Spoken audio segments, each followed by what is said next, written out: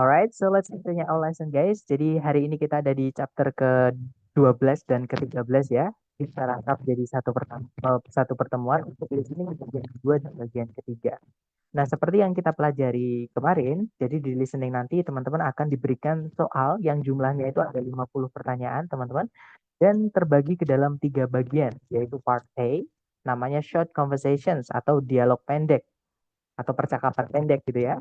Kemudian part B, yaitu long conversations atau percakapan panjang yang hari ini kita akan pelajari. Sekaligus kita akan juga belajar long talks, pembicaraan panjang atau monolog gitu ya. Nah, teman-teman nanti hanya punya waktu 12 detik saja untuk mengerjakan setiap soalnya. Kalau 12 detik teman-teman belum menemukan jawaban, audionya akan otomatis pindah ke nomor berikutnya. Dan di listening ini kita tidak bisa back ke soal sebelumnya. Gitu ya, teman-teman. Makanya di listening ini sangat diperlukan banyak latihan. Oke. Nah, hari ini kita akan belajar dan dilatih untuk listening yang bagian kedua. Listening bagian kedua itu mulai nomor 31. Ya, jadi ada nah untuk jumlah soalnya itu paling sedikit, teman-teman, karena hanya ada 2 percakapan. Gitu ya, antara antara 2 orang, antara si A dan si B, cewek cowok juga. Jadi nanti si A ngomong apa, si B menjawab, kemudian si A menjawab lagi, si B menjawab lagi, si A menjawab lagi, si B. Jadi kayak saut-sautan gitu. Yang mana nanti sampai percakapan mereka selesai. Gitu ya. Dan satu percakapan itu nanti akan diikuti sekitar 3, kalau nggak gitu 4, kalau nggak gitu 5 pertanyaan, teman-teman. Oke.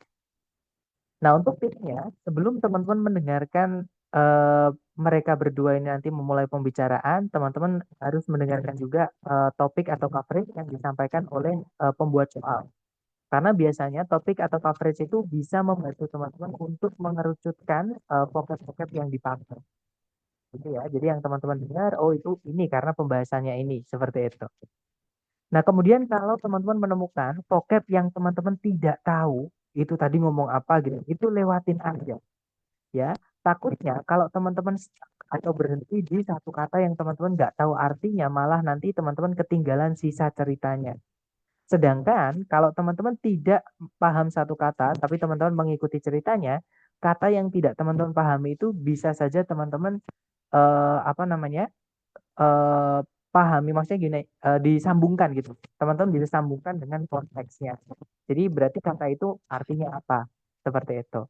Gitu ya. Jadi yang lebih penting adalah alur, bukan kata-kata yang tidak teman-teman ketahui artinya. Jadi kalau ada kata-kata nggak tahu artinya, langkain aja, lewatin aja. Yang penting teman-teman ngikutin alur ceritanya seperti itu.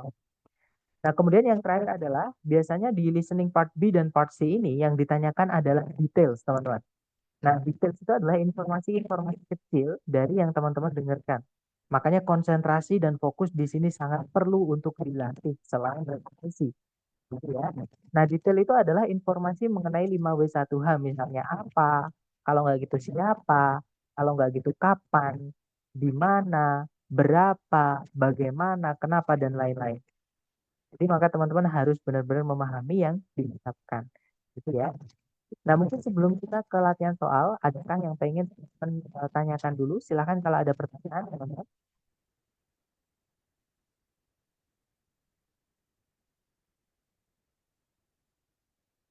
Sepertinya tidak ada ya.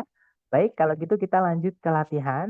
Seperti biasa, teman-teman coba dulu ya. Untuk chatnya saya batasi supaya teman-teman hanya bisa mengirimkan jawaban ke saya. Dan suaranya saya lihat dulu supaya tidak ada yang bocor dan teman-teman bisa lebih fokus. Nah, sebelumnya saya pengen menjelaskan cara menjawab untuk part B dan part C ini. Nah, teman-teman nanti menjawabnya untuk part B dan part C ini kirim ketika 4 soal sudah terjawab ya. Jadi kalau teman-teman misalkan sudah menjawab satu, misalnya nomor 31A, jangan di-enter dulu ya. Kemudian nomor 32 misalnya B, jangan di-enter dulu. 33C misalnya, jangan di-enter dulu teman-teman. 34D. Nah, baru di-enter. Jadi nanti jawabannya teman-teman di chat itu misalnya ada A, B, C, D. Itu maksudnya 31A, 32B, 33C, 34D seperti itu. Gitu ya supaya mudah untuk dilacak teman-teman. Karena kalau dikirimnya satu-satu nanti akan mencar. Saya bingung juga untuk memahaminya seperti itu. Nah, mari kita coba dulu ya. Mungkin teman-teman ada yang sudah pernah dengar atau pernah mendapatkan listening ini bisa menjawab. Jadi dicoba dulu, jangan takut salah. Silahkan teman-teman. Now we will begin Part B with the first conversation. Questions 31 through 34. Listen as a man and woman discuss a haircut. Hi, Bob. Your hair looks nice. It's a bit shorter than usual, isn't it? A bit shorter? I don't think so. It's a lot shorter. When I look in the mirror, I don't even know who's looking back at me. So you got your hair cut, but you didn't get the haircut that you wanted. This is not even close to the haircut that I wanted. I asked to have my hair trimmed just a little bit, and the hairstylist really went to town. When I looked down at the floor, there were piles of hair, my hair, on the floor. I couldn't believe it. Well, what did you say to the hairstylist? What could I say? The hair was already cut off. I couldn't exactly say, please put it back on, although that's exactly what I did want to say. Well, at least your hair'll grow back soon. That's what everyone is saying to me. It'll grow back, it'll grow back. But it won't grow fast enough to make me happy. Maybe after you get used to it, you'll like it a bit more. Number 31. What seems to be true about Bob's haircut?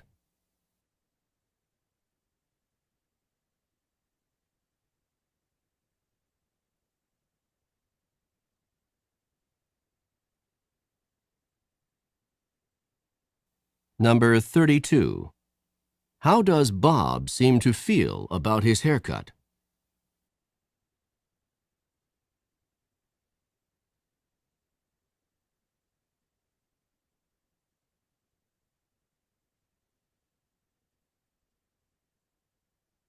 Number 33. What did Bob see on the floor?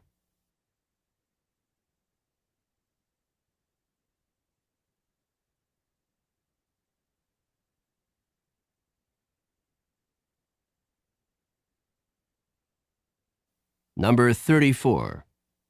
What do people keep saying to Bob?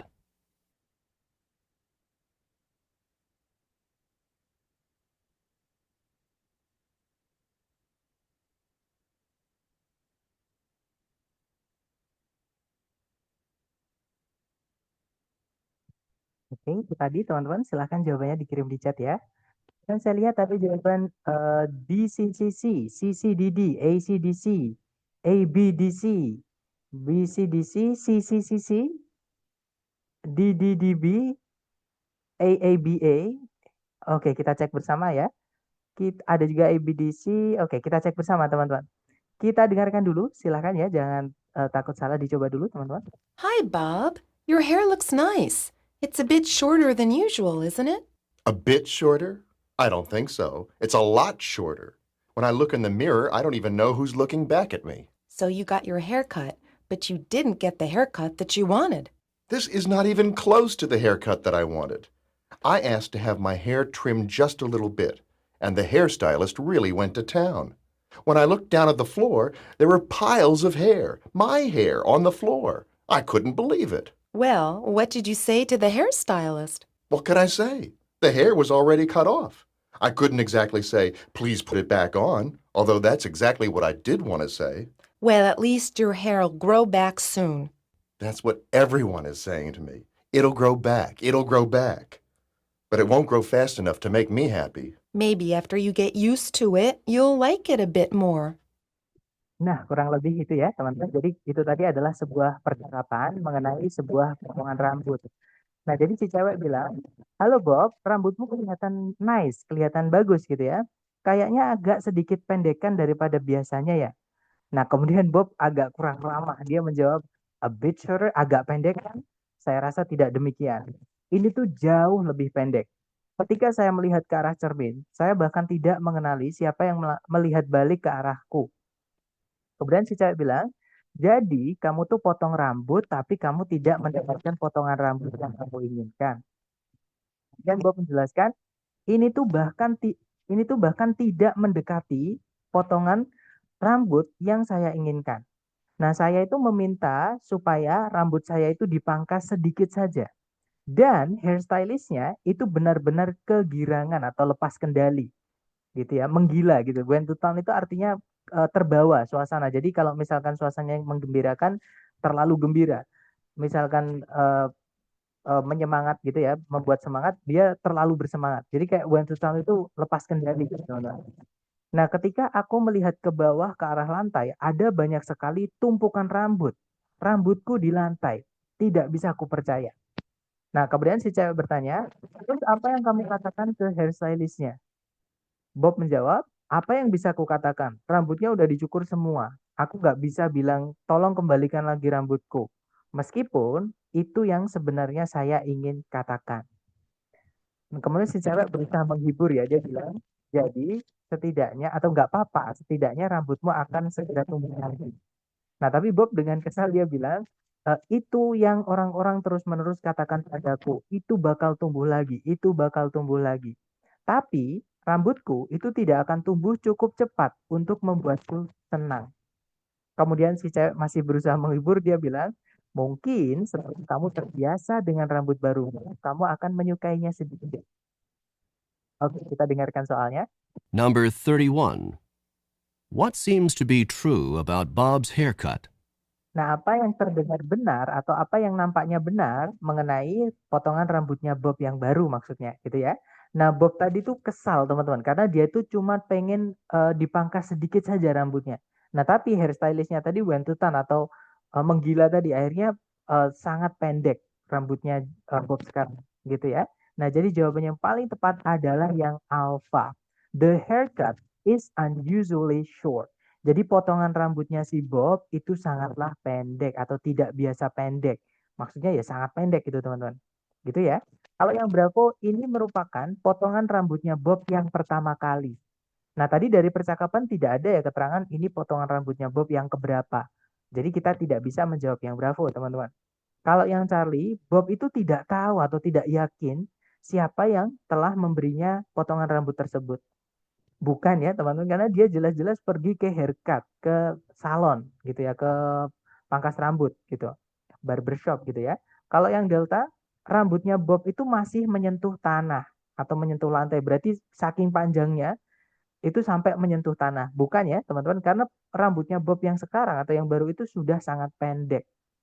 Oke, ketika si cewek tadi bertanya, kayaknya agak pendek kan ya daripada biasanya. Terus Bob dengan kesal menjawab, agak pendek. Saya rasa tidak demikian. Ini tuh jauh lebih pendek. Kata Bob tadi seperti itu. Nah, jadi jawabannya yang alpha, teman-teman. Lanjut. Number 32. How does Bob seem to feel about his haircut? Nah, bagaimana perasaannya Bob mengenai potongan rambut barunya? Nah, tadi Bob bilang, this is not even close to the haircut that I wanted. Jadi, ini tuh bahkan tidak mendekati potongan rambut yang saya inginkan. Berarti dia tidak suka, teman-teman. Dia tidak ingin potongan rambut yang dia dapat saat ini. Gitu ya. Nah, berarti jawaban yang paling tepat adalah yang Charlie. He dislikes it immensely. Dia sangat membenci potongan rambut barunya itu. Gitu ya. Nah, kalau yang Alpha, potongan rambutnya itu tepat seperti apa yang dia inginkan. Bukan ya, malah kebalikannya. Kalau yang Bravo, Bob menyukai memiliki gaya terbaru tersebut. Bukan, justru kebalikannya ya, teman-teman. Kalau yang Delta, Bob berpikir rambutnya itu akan keren di musim panas. Bukan, karena dia nggak suka, teman-teman. Nggak ada dia bilang itu akan keren gitu ya. Jadi jawabannya adalah yang Charlie. Next. Number 33. What did Bob see on the floor? Nah, apa yang Bob lihat di lantai? Nah, tadi Bob bilang, ketika saya melihat ke bawah, ke arah lantai, ada banyak sekali tumpukan rambut. Rambutku di lantai. Tak bisa ku percaya. Kata Bob tadi seperti itu. Gitu ya. Nah, berarti jawaban yang tepat adalah yang Delta ya, teman-teman. Piles of his hair. Tumpukan-tumpukan rambutnya sendiri, rambutnya Bob yang udah dicukur tadi, teman-teman. Kalau yang Alpha, broken mirror itu adalah kaca yang pecah. Tidak ada disebutkan kaca pecah tadi, Alpha bukan. Kalau yang Bravo, hairstylistnya nggak di lantai ya teman-teman. Maksudnya tidak, masa Bob lihat di lantai terus ada hairstylistnya kan? Bukan, seperti itu. Kalau yang Charlie, gunting yang digunakan untuk memotong rambutnya si Bob, itu juga bukan. Gitu ya. Lanjut ke nomor berikutnya. Number 34. What do people keep saying to Bob? Nah, apa yang orang-orang terus-menerus katakan kepada Bob? Maksudnya untuk menghibur si Bob, teman-teman. Jadi si cewek tadi kan bilang, well, at least it will grow up. It will grow back soon, gitu ya. Jadi, well, at least it will grow back soon. Jadi setidaknya itu akan tumbuh lagi segera.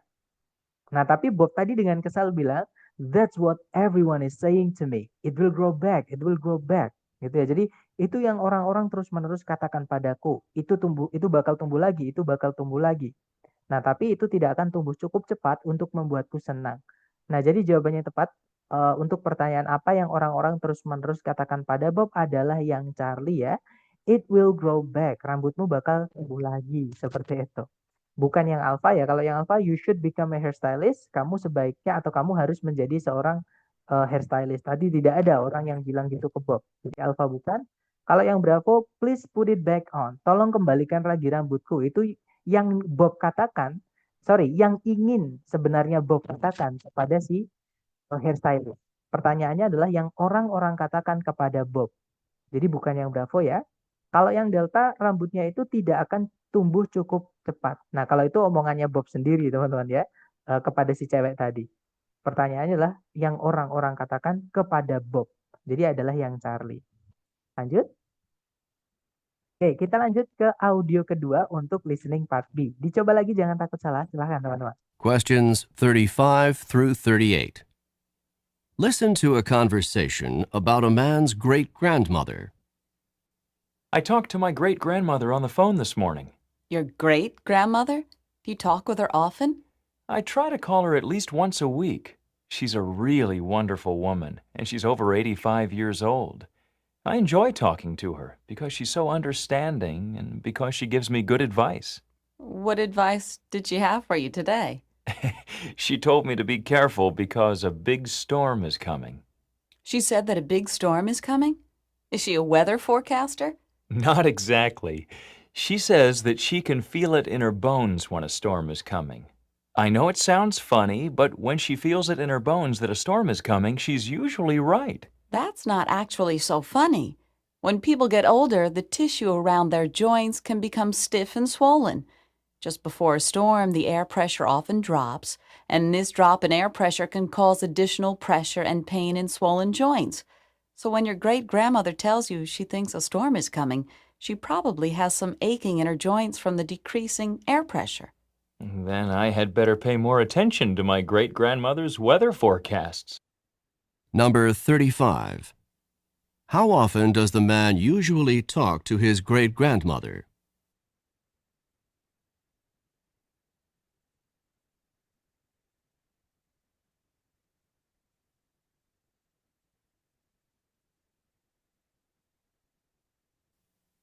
Number 36.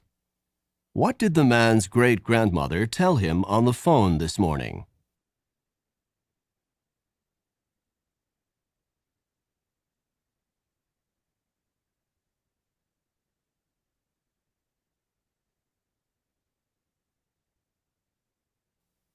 Number 37. Where does the man's great-grandmother say that she feels a storm coming?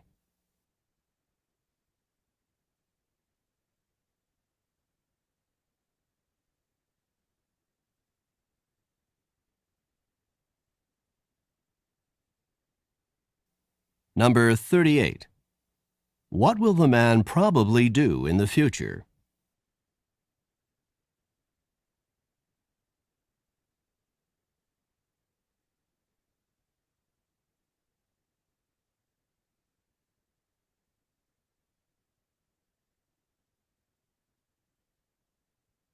Oke, waktunya habis. Silakan jawabannya teman-teman dikirim di chat. Dapatnya dulu ya. Dan saya lihat ada jawaban BBAD, BBAD, BCAB, BAAB, BBAD, CBAC, CBAD, BBAC, BBDB. Ya, teman-teman ada juga BBAD.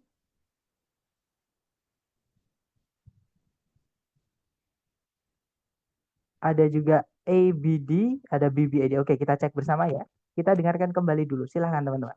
I talked to my great-grandmother on the phone this morning. Your great-grandmother? Do you talk with her often? I try to call her at least once a week. She's a really wonderful woman, and she's over 85 years old. I enjoy talking to her because she's so understanding and because she gives me good advice. What advice did she have for you today? She told me to be careful because a big storm is coming. She said that a big storm is coming? Is she a weather forecaster? Not exactly. She says that she can feel it in her bones when a storm is coming. I know it sounds funny, but when she feels it in her bones that a storm is coming, she's usually right. That's not actually so funny. When people get older, the tissue around their joints can become stiff and swollen. Just before a storm, the air pressure often drops, and this drop in air pressure can cause additional pressure and pain in swollen joints. So when your great-grandmother tells you she thinks a storm is coming, she probably has some aching in her joints from the decreasing air pressure. Then I had better pay more attention to my great-grandmother's weather forecasts. Nah, itu tadi kalau diartikan kurang lebih ya, teman-teman. Jadi itu adalah sebuah percakapan mengenai nenek buyutnya si cowok. Jadi tadi dikatakan si cowok bilang, saya tadi itu ngobrol sama nenek buyutku di telepon tadi pagi. Kemudian si cewek penasaran, dia bertanya, nenek buyutmu, apakah kamu sering ngobrol bersama beliau? Kemudian si cowok bilang, saya berusaha menelpon beliau setidaknya sekali dalam seminggu. Nah, beliau merupakan seorang wanita yang sangat menakjubkan dan beliau itu sudah di atas 85 tahun. Nah, saya suka ngobrol dengan beliau karena beliau itu sangat nyambung gitu ya, sangat perhatian dan juga karena beliau itu selalu memberi saya nasihat-nasihat yang baik. Nah, kemudian saya penasaran lagi, dia bilang, nasihat apa yang beliau berikan padamu hari ini tadi? Kemudian si cowok bilang, beliau memberitahu saya untuk berhati-hati karena sebuah badai besar itu mau datang.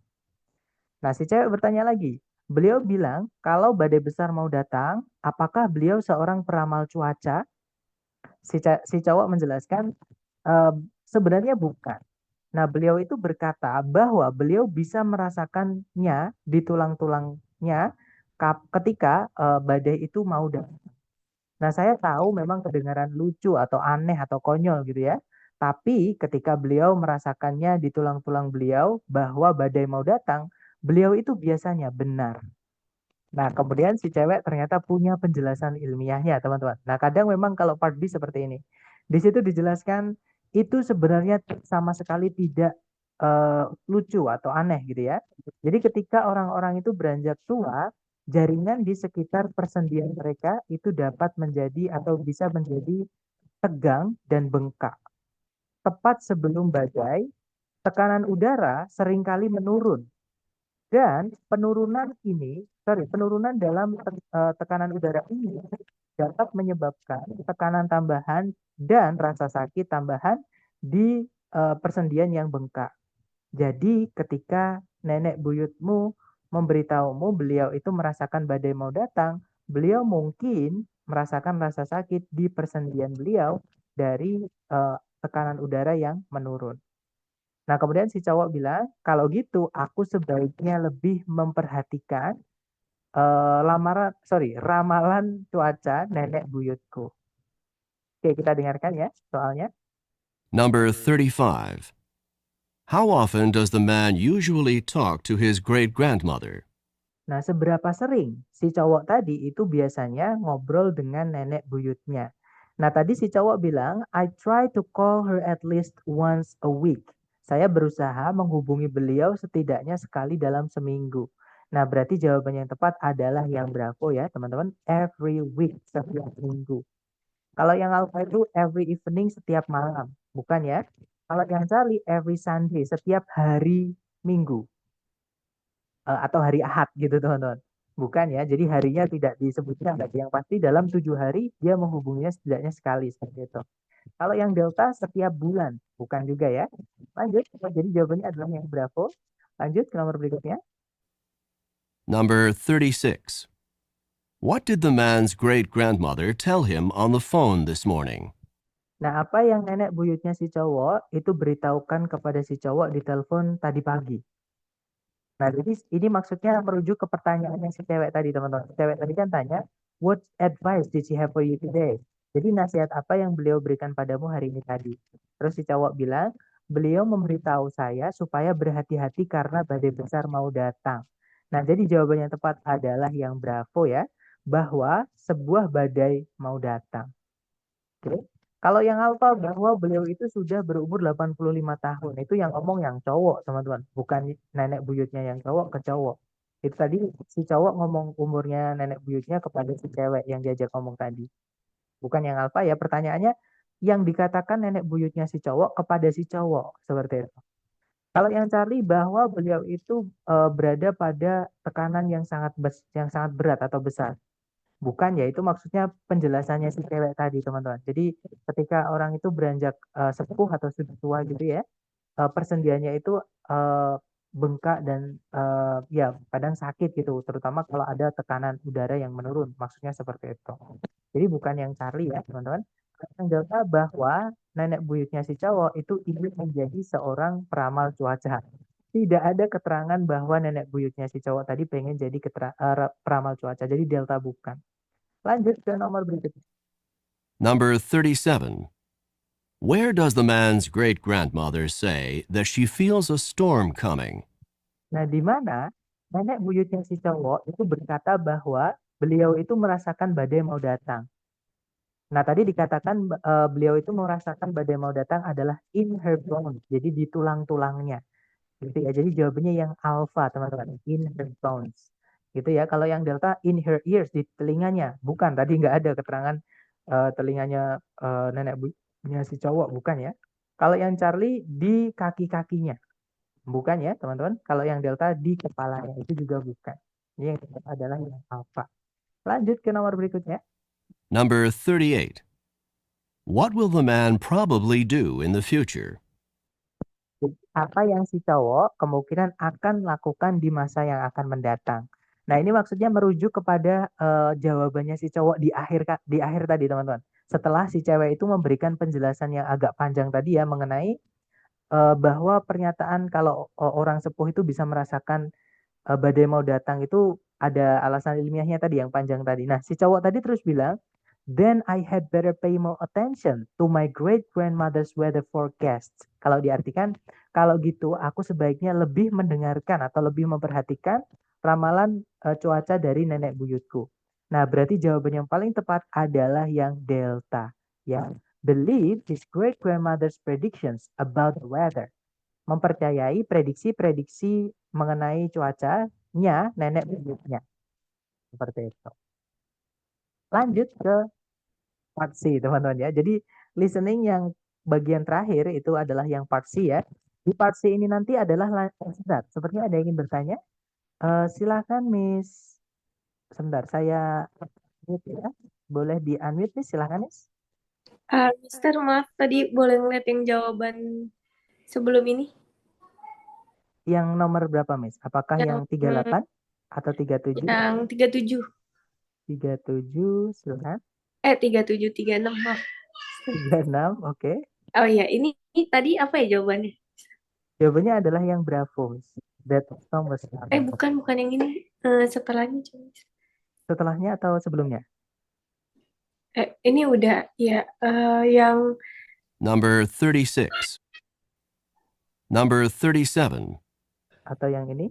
Number 38. What will enggak the ada man Mister. probably... Oke, baik. Oh iya benar-benar. Oke, makasih Number Mister. 38. Oke. Nah, sekarang kita bahas yang part C ya, teman-teman. Nah, jadi di part C nanti, teman-teman akan dihadapkan dengan 3 percakapan. Sorry, teman-teman. Nah, 3 percakapan. Sorry, bukan percakapan ya. Ini harusnya talks, maaf. Bukan 3 conversations, tapi 3 talks, teman-teman. Pembicaraan. Ya beda, percakapan itu antara 2 orang atau lebih. Kalau pembicaraan itu nanti yang ngomong 1, gitu ya. Nah, jadi nanti di part C, di setiap audionya, teman-teman akan mendengarkan 1 orang yang menjelaskan suatu topik gitu ya. Biasanya itu topiknya agak berat, teman-teman. Oke, jadi topiknya itu tentang kehidupan perkuliahan, kalau nggak gitu materi tentang di kelas gitu ya, dan bisa kelas apapun, biologi, geografi, psikologi, seni, sejarah, dan lain-lain.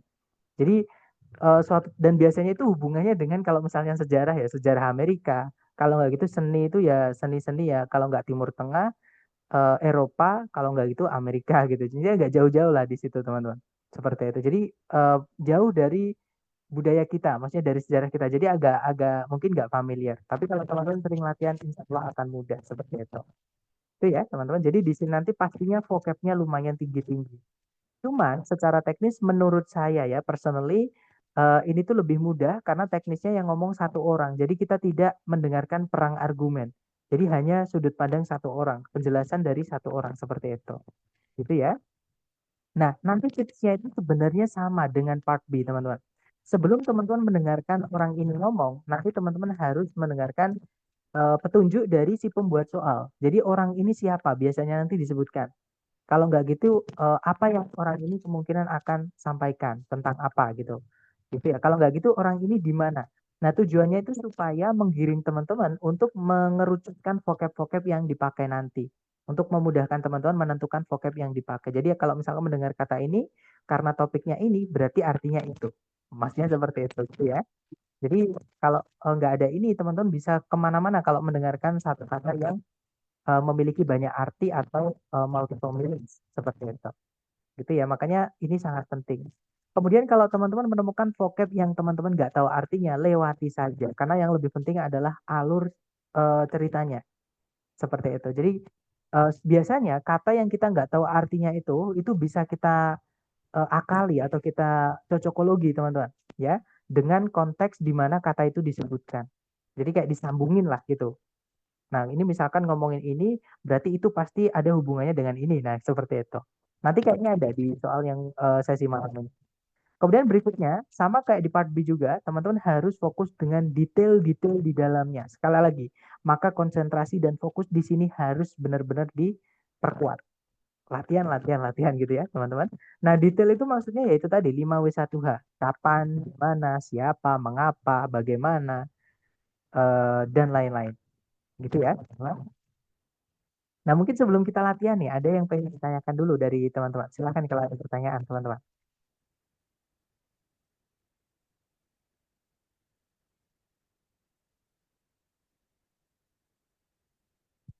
Sepertinya enggak ada ya. Oke, sekarang saya batasi. Oh, sudah saya batasi untuk chatnya. Untuk suaranya saya mute dulu, teman-teman. Oke, ternyata sudah saya mute ya. Oke, sekarang kita coba. Nanti cara menjawabnya sama ya. Teman-teman kirim di chat ketika 4 soalnya terjawab. Silahkan jangan takut salah, dicoba dulu, teman-teman. Now we will begin part C with the first talk. Questions 39 through 42. Listen to a talk by a tour guide in the Everglades National Park. Today we're going to be taking a tram tour through part of the Everglades National Park. Quite probably we'll be seeing a number of crocodiles sunning themselves by the side of the water or poking their heads up through the water. Needless to say, we will not be getting off the tram at any time until we leave the area because of the danger posed by the crocodiles. By the way, you've probably heard of the expression crying crocodile tears. It is common to say that someone is crying crocodile tears when he or she is pretending to be sad or full of regret. Crocodiles always appear to have tears in their eyes, but they are not crying because of sadness or even pretended sadness. Instead, a crocodile uses its tear ducts to get rid of extra salt from its body. A crocodile does not sweat the same way that humans do and must get rid of extra salt through tears. So if you see a crying crocodile, do not think that it's feeling sad. It is basically sweating through its eyes. Look, over there on the right. There are 2 large crocodiles on the water's edge, right next to the fallen trees. You can get out your cameras and take pictures from here on the tram, but no, you cannot get off the tram to get any closer. Number 39. Where does this talk take place?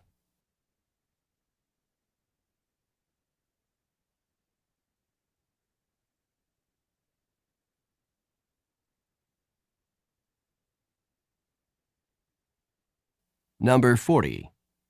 What does the expression crying crocodile tears mean when it is used to describe humans?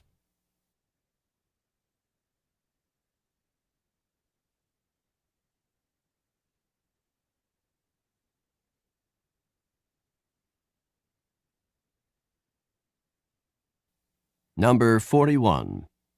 Why do crocodiles have tears in their eyes?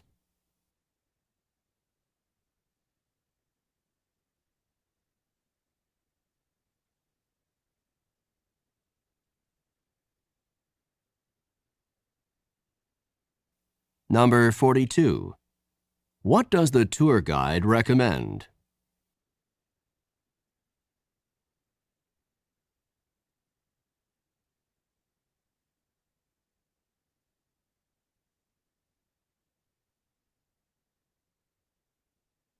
Oke, waktunya habis. Silahkan jawabannya teman-teman dikirim di chat. Dan saya lihat ada jawaban ABCA, ada juga DABA, CBCA, CBCB, CDCD, CDCA, BBAD, ADCA, CDCA. Banyak ya teman-teman, mari kita cek bersama aja. Kita dengarkan kembali dulu dengan skripnya. Silahkan teman-teman. Questions 39 through 42. Listen to a talk by a tour guide in the Everglades National Park. Today we're going to be taking a tram tour through part of the Everglades National Park. Quite probably we'll be seeing a number of crocodiles sunning themselves by the side of the water or poking their heads up through the water. Needless to say, we will not be getting off the tram at any time until we leave the area because of the danger posed by the crocodiles. By the way, you've probably heard of the expression crying crocodile tears. It is common to say that someone is crying crocodile tears when he or she is pretending to be sad or full of regret. Crocodiles always appear to have tears in their eyes, but they are not crying because of sadness or even pretended sadness. Instead, a crocodile uses its tear ducts to get rid of extra salt from its body. A crocodile does not sweat the same way that humans do and must get rid of extra salt through tears. So if you see a crying crocodile, do not think that it's feeling sad. It is basically sweating through its eyes. Look, over there on the right. There are two large crocodiles on the water's edge, right next to the fallen trees. You can get out your cameras and take pictures from here on the tram, but no, you cannot get off the tram to get any closer. Nah, itu tadi ya, teman-teman.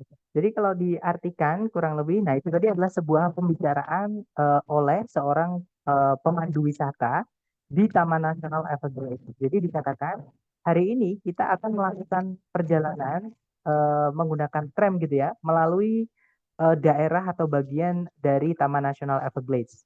Nah, sangat mungkin kita nanti akan melihat sejumlah buaya yang sedang berjemur di bawah matahari di tepian air atau menjulurkan kepala mereka dari dalam air. Nah, tentunya kita tidak boleh turun dari tram kapanpun sampai kita meninggalkan area itu. Karena bahaya yang bisa saja diakibatkan oleh para buaya gitu ya, yang bisa dilakukan oleh para buayanya. Nah, ngomong-ngomong, kalian mungkin pernah mendengar ungkapan menangis mengeluarkan air mata buaya. Sudah biasa kita itu mengatakan bahwa seseorang itu lagi menangis mengeluarkan air mata buaya ketika dia itu lagi pura-pura sedih atau pura-pura menyesal. Buaya itu selalu nampak terlihat memiliki air mata di mata mereka. Namun mereka itu tidak sedang menangis karena kesedihan atau bahkan kesedihan yang dibuat-buat. Namun, seekor buaya itu menggunakan selaput air mata untuk menyingkirkan kadar garam dari dalam tubuhnya. Maksudnya adalah keringat, teman-teman, gitu ya. Nah, jadi seekor buaya itu tidak berkeringat sama seperti manusia. Dan tetap harus menyingkirkan kadar garam berlebihan dari dalam tubuhnya melalui air mata. Jadi, jika kalian melihat seekor buaya itu lagi nangis, jangan dihibur ya, tapi di sini bisa dikatakan jangan mengira kalau dia itu lagi sedih. Nah, dia atau buaya tersebut itu sebenarnya lagi keringetan melalui matanya. Nah, coba dilihat. Coba lihat di sebelah sana di kanan ada dua buaya besar di tepian air, tepat di sebelahnya pohon-pohon yang tumbang itu. Nah, kalian boleh mengeluarkan kamera kalian dan mengambil foto dari sini di atas tram. Tapi jangan atau tidak, kalian tidak boleh turun dari tram untuk mendekat. Nah, kita dengarkan soalnya. Number 39. Where does this talk take place? Nah, di mana pembicaraan tadi itu terjadi, teman-teman? Nah, jelas-jelas tadi adalah seorang pemandu wisata dan beberapa kali beliau itu bilang, jangan turun dari tram ini. Kita akan melakukan perjalanan menggunakan tram ini. Nah, berarti mereka itu ada di atas tram, bukan di dalam, tapi di atas tram. Nah, tram itu sendiri adalah kendaraan yang tepiannya itu memang terbuka, jendelanya itu terbuka, teman-teman. Jadi untuk supaya itu wisatawan atau turis itu bisa melihat ke kanan ke kiri menikmati pemandangan, biasanya seperti itu. Nah, kalau di Indonesia sendiri setahu saya namanya macam-macam tergantung daerahnya. Kalau dulu saya 2006 itu ke Bali di daerah Kuta itu namanya Komotra, ya. Kalau di tempat saya di Kampung Girispare itu ada namanya kayak kereta kereta apa namanya? Kelinci, namanya kereta kelinci. Kalau nggak gitu odong-odong, teman-teman. Gitu ya. Mungkin teman-teman di daerahnya juga ada namanya sendiri-sendiri beda-beda ya. Itu adalah bahasa Inggrisnya tram, teman-teman. Itu dan tram itu bentuknya banyak memang. Itu ya. Nah, jadi jawabannya adalah yang Charlie. Kalau yang Alfa itu di dalam mobil, bukan ya. Kalau yang Bravo itu di sebuah perjalanan kaki. Bukan, mereka bahkan tidak boleh turun dari tram karena ada buaya. Tapi jalan kaki gitu ya. Kalau yang Delta di aula perkuliahan. Bukan ya, teman-teman. Jadi jawabannya yang Charlie. Oke, lanjut lagi ke nomor berikutnya. Silakan. Number 40. What does the expression crying crocodile tears mean when it is used to describe humans? Nah, apa makna dari ungkapan menangis mengeluarkan air mata buaya ketika digunakan untuk mendeskripsikan manusia? Nah, tadi disebutkan, it is common to say that someone is crying crocodile tears when he or she is pretending to be sad or full of regret. Jadi kalau diartikan, sudah umum kita itu bilang kalau ada orang itu nangis mengeluarkan air mata buaya, ketika orang itu tuh lagi sedih, lagi pura-pura sedih atau pura-pura menyesal. Nah, jadi jawaban yang paling tepat untuk soal ini adalah yang delta, ya teman-teman. It means they are pretending to be sad. Berarti mereka ini pura-pura sedih seperti itu. Lanjut lagi ke nomor 41. Number 41. Why do crocodiles have tears in their eyes? Nah, kenapa buaya itu memiliki air mata di mata mereka? Nah, tadi dijelaskan oleh pemandu wisatanya ya. Jadi buaya itu memang terlihat selalu memiliki air mata di mata mereka. Nah, tapi itu bukan karena dia sedih atau pura-pura sedih gitu ya. Tapi buaya itu ada sedang menyingkirkan kadar garam yang berlebihan dari dalam tubuhnya alias keringetan gitu teman-teman. Nah, jadi jawaban yang paling tepat adalah yang Charlie ya. They are getting rid of salt. Nah, salt di sini bukannya garam dapur itu ya, teman-teman. Jadi garam ini maksudnya garam dari dalam tubuh, keringet seperti itu. Karena kita itu kalau dari kulit itu keringet gitu ya. Kalau buaya mungkin karena kulitnya keras, mereka nggak bisa keringetan dari ketiak atau dari kulit gitu ya. Jadi mau nggak mau harus lewat mata seperti itu. Lanjut lagi. Number 42. What does the tour guide recommend? Nah, apa yang tour guide-nya tadi itu rekomendasikan. Nah, ini di akhir tadi, teman-teman. Setelah si pemandu wisatanya itu memberitahu penumpangnya tadi untuk mengeluarkan kamera dan mengambil gambar. Jadi sudah dikasih tahu tadi ada buaya tuh di dekat pohon yang tumbang, gitu ya. Nah, berarti jawabannya adalah yang alpha. Yang direkomendasikan oleh tour guide-nya adalah taking photographs atau mengambil foto, mengambil gambar. Tadi untuk 41 jawabannya Charlie ya, teman-teman. They are getting rid of salt. Seperti itu. Oke. Lanjut lagi ke nomor berikutnya. Oke, lanjut ya ke audio berikutnya. Silahkan teman-teman coba dulu sama ya. Nanti kirimkan jawabannya ketika 4 soal sudah terjawab. Jangan takut salah. Silahkan teman-teman. Questions 43 through 46. Listen to the following lecture by a university professor. Please take your seats now because I would like to begin today's lecture. Today, we will be discussing one of the more elegant and distinct forms of 19th century transportation, the clipper ship.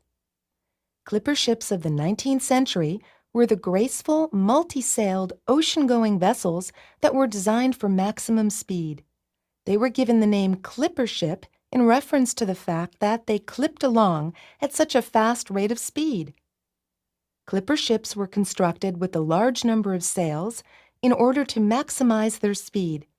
They often had 6 to 8 sails on each of the masts, and ships commonly had 3 and perhaps 4 masts. The speeds that they achieved were unbelievably fast for the era. Clipper ships could, for example, accomplish the amazing feat of traveling from New York to San Francisco in less than 100 days. Clipper ships first came into use in the United States in the 1840s. They were originally intended to make the trip from New York around the tip of South America and on to China in order to transport tea to the United States. Once gold was discovered in California in 1848, clipper ships were immediately put into use to carry large numbers of gold prospectors and large amounts of mining supplies from the East Coast to California. With the success of the American clipper ships, the British began their own fleet of clipper ships to transport goods from the far reaches of the British Empire. That's all for today's class. Don't forget that there's a written assignment due on Friday. Number 43. In which course would this lecture most probably be given?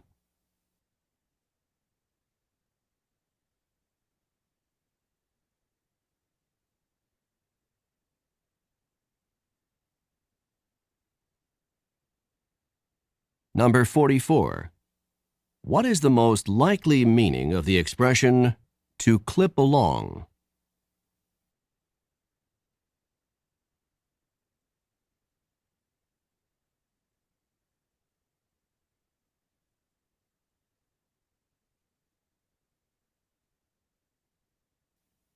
Number 45. What were clipper ships first used for in the United States?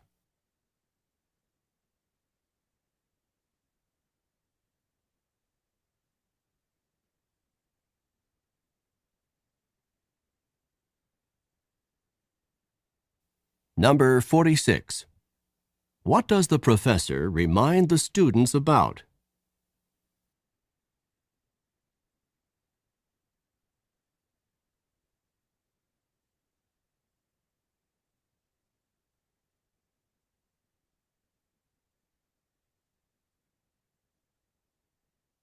Oke, tadi ya teman-teman, silahkan jawabannya dikirim di chat dulu, kemudian kita bahas bareng.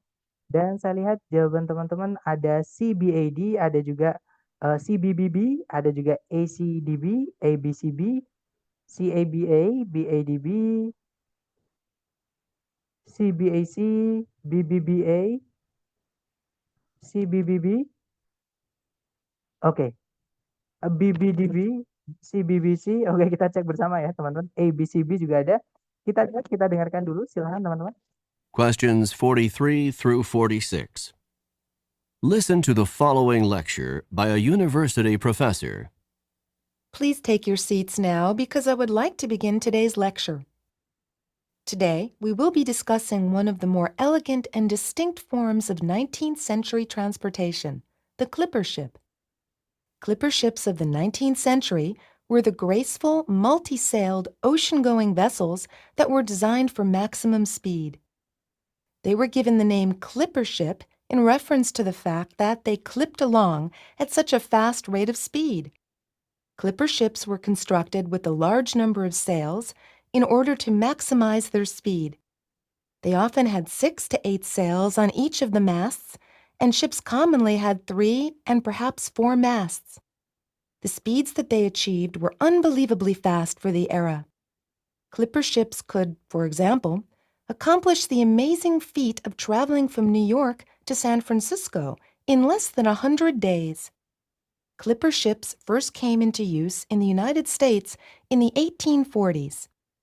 They were originally intended to make the trip from New York around the tip of South America and on to China in order to transport tea to the United States. Once gold was discovered in California in 1848, clipper ships were immediately put into use to carry large numbers of gold prospectors and large amounts of mining supplies from the East Coast to California. With the success of the American clipper ships, the British began their own fleet of clipper ships to transport goods from the far reaches of the British Empire. That's all for today's class. Don't forget that there's a written assignment due on Friday. Nah, tadi ya, jadi kalau diartikan itu adalah sebuah kuliah oleh seorang profesor universitas. Tadi dikatakan, silakan duduk sekarang karena saya ingin memulai kuliah hari ini. Nah, sekarang kita akan membahas salah satu dari bentuk-bentuk alat transportasi abad ke-19 yang berbeda dan lebih elegan. Namanya adalah clipper ship. Clipper ship dari abad ke-19 itu merupakan kapal-kapal pengarung lautan yang memiliki banyak layar yang besar gitu ya, atau menakjubkan gitu teman-teman, yang didesain untuk kecepatan penuh. Nah, mereka itu diberi nama clipper ship itu dalam referensi untuk maksudnya karena gitu ya, karena fakta bahwa mereka itu clip along pada kecepatan yang sangat tinggi. Clipper ship dibuat dalam atau dengan sejumlah layar untuk memaksimalkan kecepatan mereka. Mereka itu biasanya memiliki 6 hingga 8 layar pada setiap tiang kapalnya.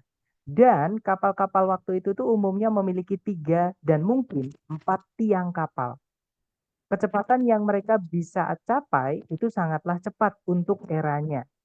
Clipper ship itu bisa, sebagai contoh, menyelesaikan atau apa ya teman accomplish itu menyelesaikan gitu ya, menyelesaikan tugas yang sangat menakjubkan untuk melakukan perjalanan dari New York ke San Francisco dalam kurang dari 100 hari. Nah, clipper ship pertama kali dipergunakan di Amerika Serikat di tahun 1840-an. Nah, mereka itu awal mulanya dimaksudkan untuk melakukan perjalanan dari New York mengelilingi ujung Amerika Selatan dan lanjut menuju Cina untuk mengangkut teh ke Amerika Serikat.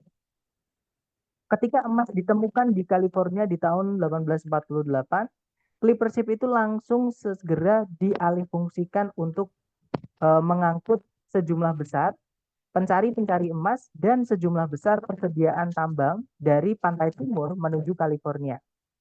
Nah, dengan keberhasilan kapal clipper ship-nya Amerika, Inggris itu mulai armada clipper ship mereka sendiri untuk mengangkut barang-barang dagangan yang jauh dari kerajaan British Raya. Nah, itu saja untuk kelas hari ini. Jangan lupa bahwa ada tugas tertulis yang paling lambat dikumpulkan hari Jumat. Nah, kita dengarkan soalnya, teman-teman. Number 43. In which course would this lecture most probably be given? Nah, di mata kuliah apa? Perkuliahan tadi atau yang dibicarakan tadi itu ya, itu kemungkinan akan diberikan. Nah, tadi kuliah tadi itu akan diberikan karena membahas tentang clipper ship, yaitu alat transportasi di abad ke-19, teman-teman. Jadi ini ngomongin sejarah gitu ya. Dan di pilihan A, B, C, D yang ngomongin sejarah cuma satu, yaitu yang tadi, American History atau sejarah Amerika. Bukan yang alpha ya. Kalau yang alpha itu water sport, olahraga air. Nah, tidak ada kegiatan olahraga tadi ya yang diceritakan di pembicaraan tadi, teman-teman. Apalagi fisika. Tidak ada ngomongin teori fisika ataupun fisikawan ataupun suatu hukum fisika, itu nggak ada gitu ya. Kalau yang delta psikologi, nah bukan ya teman-teman, karena jelas yang diomongin kapal, bukan tentang psikologinya, entah itu manusia, hewan ataupun yang lain. Gitu ya. Jadi jawabannya adalah yang tadi. Lanjut ke nomor berikutnya. Number 44. What is the most likely meaning of the expression to clip along? Nah, apakah makna yang paling mungkin gitu ya dari ungkapan to clip along? Nah, kalau kita misalkan nggak tahu artinya clip along ya, teman-teman ingat clip along tadi itu disebutkan di mana? Nah, to clip along tadi itu disebutkan ketika si pembicara atau profesornya tadi itu mengumbar-umbar atau boasting gitu ya tentang seberapa cepat kapal itu. Nah, teman-teman cari aja A, B, C, D yang ada kata cepat. Nah, jadi jawabannya adalah bravo, teman-teman. To clip along artinya menyingkap gitu ya, atau melesat gitu. Jadi jawabannya adalah yang bravo, to move fast, dengan bergerak cepat. Seperti itu. Lanjut ke nomor berikutnya. Number 45. What were clipper ships first used for in the United States? Nah, untuk apa gitu ya. Jadi for ada what, jadi untuk apa clipper ship itu pertama kali digunakan di Amerika Serikat. Nah, clipper ship tadi itu dipergunakan pertama kali di Amerika Serikat di tahun 1840-an, yang mana dipakai untuk melakukan perjalanan dari New York kalau nggak salah tadi ya, kemudian mengitari ujung dari Amerika Selatan, lanjut menuju Cina untuk membawa teh ke Amerika Serikat. Jadi jawabannya adalah apa? To bring tea from China. Untuk mengangkutnya dari Cina. Kemudian ketika emas ditemukan di California di tahun 1848, barulah dialihfungsikan untuk melakukan perjalanan ke California membawa orang-orang pencari emas sama peralatan tambang tadi. Gitu ya. Nah, di sini pertanyaannya adalah penggunaan pertama. Jadi mengangkut teh dari Cina. Jawabannya yang alfa, teman-teman. Lanjut ke nomor berikutnya. Number 46. What does the professor remind the students about? Nah, apa yang profesornya tadi itu ingatkan kepada mahasiswanya. Maksudnya merujuk ke kalimat terakhir tadi, teman-teman. Jadi profesornya bilang, that's all for today's class. Nah, don't forget that there is a written assignment due on Friday. Kalau nggak salah tadi seperti itu. Jadi kalau diartikan kurang lebih, jangan lupa ada tugas tertulis yang paling lambat dikumpulkan di hari Jumat. Nah, berarti jawaban yang paling tepat adalah yang delta, teman-teman. Some written homework. Jadi suatu tugas tertulis atau PR tertulis. Bukan yang Bravo ya. Yang Bravo itu memang ada on Friday-nya. Tapi yang bikin salah adalah kata kuis. Bukan kuis ya, teman-teman, tapi PR tertulis. Jadi suruh nulis seperti itu atau menjawab soal-soal tertulis seperti itu. Gitu ya. Jadi yang Bravo bukan. Jawabannya adalah yang delta. Oke, kita lanjut ke pembicaraan terakhir ya. Teman-teman coba dulu, jangan takut salah. Silakan, teman-teman. Questions 47 through 50. Listen to the following talk by a drama coach to a group of actors. I know that some of you are feeling more than a little nervous about tonight's performance, and I want you to understand that this is quite a natural feeling. You are going to be on stage in front of a lot of people tonight, and it's normal to be experiencing some nerves. I would like to help you to understand these feelings and not let them interfere with your performance. What you are experiencing is called stage fright. Stage fright is the fear that develops before you give a performance in front of an audience. Stage fright is not experienced just by actors and actresses. It can also be experienced by musicians, athletes, teachers, anyone who performs in front of a group of people. It occurs before a performance when a performer is concerned about looking foolish in front of others. Just before tonight's performance, if you're feeling a bit tense, if your knees are shaking, if your stomach has butterflies in it, and if you are thinking about how bad your performance could be, then you have a major case of stage fright. To control stage fright, you can work to control both the physical reactions and the negative thoughts. To combat the physical reactions, you can try techniques such as deep breathing, muscle relaxation, or even just laughing to relieve some of the pressure. To combat the negative thoughts, you should force yourself to focus on what you have to do, rather than on what other people are going to think. That's all I have to say for now. I'll see you back here at 6 o'clock, because the performance starts at 8 o'clock. Just remember that if you begin to feel at all nervous, try some deep breathing to relax, and focus your thoughts on the performance that you are about to give. See you this evening. Number 47. Who would probably not experience stage fright in their work?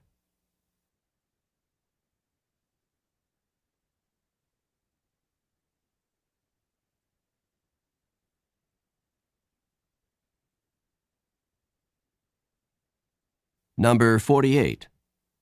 What physical reaction might someone who is experiencing stage fright commonly have?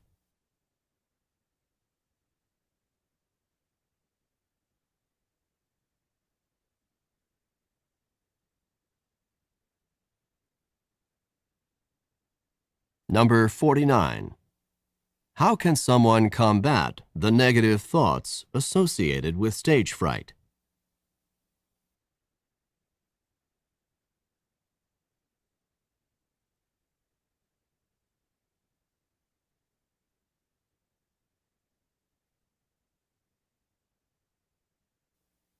Number 50. When should the actors arrive at the theater?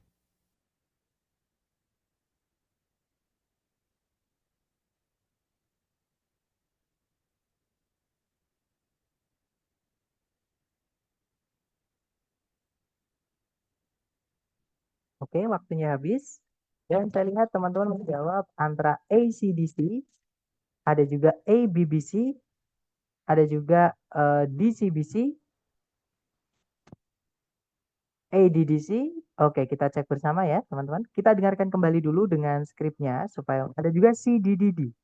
Oke, kita cek bersama ya. Silakan. Questions 47 through 50. Listen to the following talk by a drama coach to a group of actors. I know that some of you are feeling more than a little nervous about tonight's performance, and I want you to understand that this is quite a natural feeling. You are going to be on stage in front of a lot of people tonight, and it's normal to be experiencing some nerves. I would like to help you to understand these feelings and not let them interfere with your performance. What you are experiencing is called stage fright. Stage fright is the fear that develops before you give a performance in front of an audience. Stage fright is not experienced just by actors and actresses. It can also be experienced by musicians, athletes, teachers, anyone who performs in front of a group of people. It occurs before a performance when a performer is concerned about looking foolish in front of others. Just before tonight's performance, if you're feeling a bit tense, if your knees are shaking, if your stomach has butterflies in it, and if you are thinking about how bad your performance could be, then you have a major case of stage fright. To control stage fright, you can work to control both the physical reactions and the negative thoughts. To combat the physical reactions, you can try techniques such as deep breathing, muscle relaxation, or even just laughing to relieve some of the pressure. To combat the negative thoughts, you should force yourself to focus on what you have to do, rather than on what other people are going to think. That's all I have to say for now. I'll see you back here at 6 o'clock, because the performance starts at 8 o'clock. Just remember that if you begin to feel at all nervous, try some deep breathing to relax and focus your thoughts on the performance that you are about to give. See you this evening. Nah, itu ya, teman-teman. Jadi itu adalah sebuah pembicaraan oleh seorang pelatih drama kepada sekelompok peraganya atau aktor. Nah, tadi dikatakan, saya tahu bahwa beberapa dari kalian sedang merasakan lebih dari sekedar gugup mengenai pertunjukan nanti malam. Dan saya ingin kalian memahami bahwa ini tuh sesuatu yang cukup normal atau cukup perasaan yang cukup wajar gitu ya. Nah, kalian akan berada di atas panggung di depan banyak orang malam nanti dan wajar jika kalian mengalami ketegangan-ketegangan tersebut. Nah, saya ingin membantu kalian untuk memahami yang kalian rasakan dan tidak akan membiarkan yang kalian rasakan tersebut itu mengganggu pertunjukan kalian. Nah, apa yang kalian sedang alami itu disebut dengan demam panggung. Demam panggung merupakan rasa takut yang muncul sebelum kalian memberikan sebuah pertunjukan di depan audiens. Nah, demam panggung itu tidak hanya dialami oleh para peraga, aktor atau aktris gitu ya. Nah, demam panggung juga bisa dialami oleh musisi, atlet, guru, siapapun yang tampil di depan sekelompok orang atau banyak orang. Nah, demam panggung itu terjadi sebelum sebuah pertunjukan ketika seorang performer itu khawatir akan terlihat konyol di depan banyak orang. Nah, tepat sebelum pertunjukan nanti malam, jika kalian itu merasa sedikit tegang, jika lutut kalian itu gemeteran, jika perut kalian kayak ada kupu-kupu di dalamnya, dan jika kalian berpikir keras seberapa buruk pertunjukannya nanti, disitulah tanda-tandanya kalian itu mengalami demam panggung. Nah, untuk mengkontrol atau mengendalikan demam panggung, kalian bisa berusaha atau mencoba untuk mengendalikan entah itu reaksi fisiknya dan juga pikiran-pikiran negatifnya. Untuk melawan reaksi fisiknya, kalian bisa mencoba teknik-teknik seperti menarik nafas yang dalam, regangkan otot, atau bahkan hanya ketawa kecil untuk meredakan beberapa tekanan. Nah, untuk melawan pikiran-pikiran negatifnya, kalian sebaiknya memaksa diri kalian untuk berfokus pada apa yang kalian harus lakukan daripada apa yang orang-orang nanti akan pikirkan.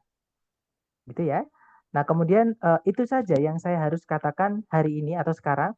Nah, saya akan menemui kalian lagi di sini jam 6 karena pertunjukannya mulainya jam 8. Hanya ingat-ingat saja bahwa jika kalian mulai merasakan gugup gitu ya, cobalah menarik nafas yang dalam untuk rileks dan fokuskan pikiran kalian pada pertunjukan yang kalian akan berikan. Sampai jumpa nanti malam. Kita dengarkan soalnya, teman-teman. Number 47. Who would probably not experience stage fright in their work? Nah, jadi kalau diartikan siapa yang kemungkinan tidak mengalami demam panggung dalam pekerjaan mereka.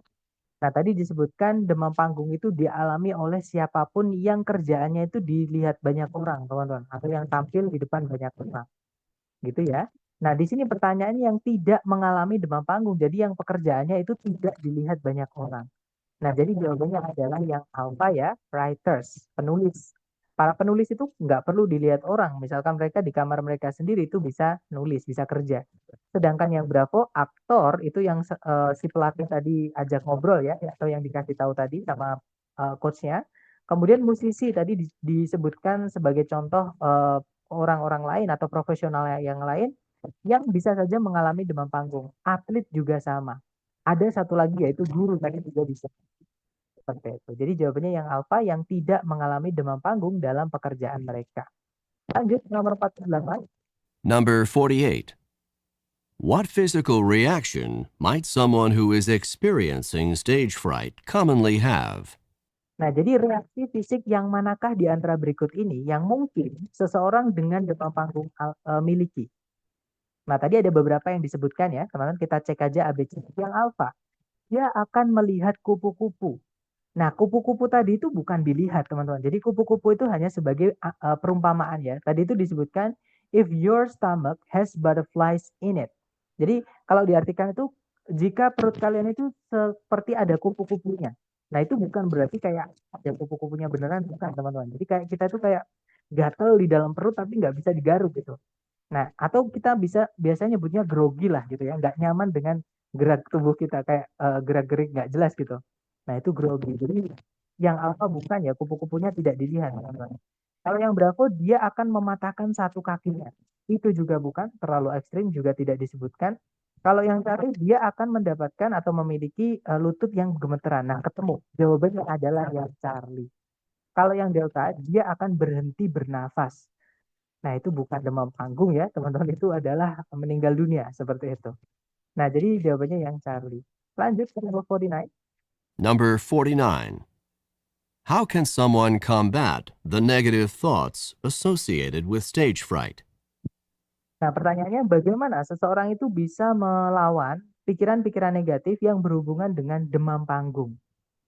Nah, tadi disebutkan oleh pelatihnya kalau untuk melawan demam panggung, kalian harus berfokus pada apa yang kalian harus lakukan, bukan pada apa yang orang-orang nanti akan pikirkan. Nah, jadi jawabannya yang delta, teman-teman. By focusing on what they need to do. Dengan berfokus pada apa yang mereka perlu lakukan. Seperti itu. Terakhir, number 50. Number 50. When should the actors arrive at the theater? Nah, jadi kapan para aktornya atau peraga tadi itu tiba di teater? Nah, pelatihnya tadi ngajak ketemuan lagi jam 6, teman-teman. Ya, I'll see you back here at 6 o'clock because the performance starts at 8. Jadi mereka harus di situ ya sudah jam 6 itu, gitu ya. Jangan sampai jam 8 pas mulai baru datang gitu. Nanti pasti gugup mereka. Nah, jadi pertanyaan di sini, kapan para aktornya tiba di teater? Ya berarti jam 6. Jawabannya adalah yang Charlie. At 6 o'clock. Seperti itu. Nah, itu tadi adalah gambaran untuk listening part B dan listening part C. Ya, teman-teman. Sambil saya absen, kalau teman-teman ada pertanyaan boleh di akhir. Silahkan sambil absen ya.